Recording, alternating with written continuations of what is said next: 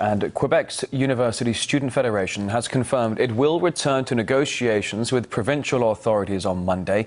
The talks over tuition fees stalled over a month ago, sparking a wave of ongoing mass protests in Montreal. But government treatment of protesters indicates the sides are nowhere near a compromise, as RT's Gayane Chichakyan reports. It's not just about tuition hikes anymore. Even many of those who didn't care much about the problems facing students in Quebec have now joined the ranks of protesters. It is something that we should and have to go in the street to protest against. And we have to be there and we have to make noise because it's the end of democracy if we keep on this way. I'm a father, I'm an uncle, I'm a grandfather, and for the future, I think so. The country and the city need school. Tens of thousands marching every day, making a noise to express anger at what they see as draconian government measures to suppress people's rights to freedom of assembly and expression.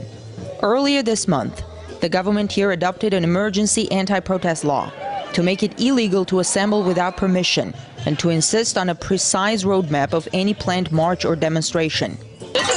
This is the map of Montreal. Yeah, that's the map of Montreal. That's what we think about the law. I think that's very sad for democracy, very sad for Quebec. And the first time in my life I say, I'm living Quebekistan or Absurdistan or something like that. A day after the anti-protest law was passed, 250,000 people spilled onto Montreal streets in defiance.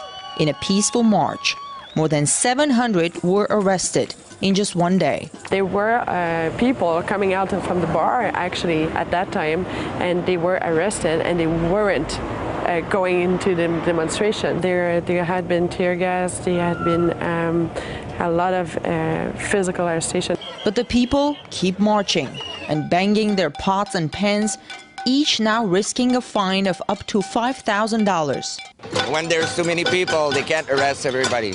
Canada's media aren't spending much time showing widespread incidents of police brutality.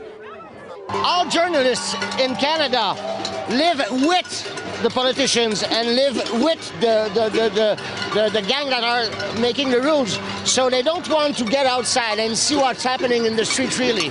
And they don't want to know about police brutality. They don't want to know about it.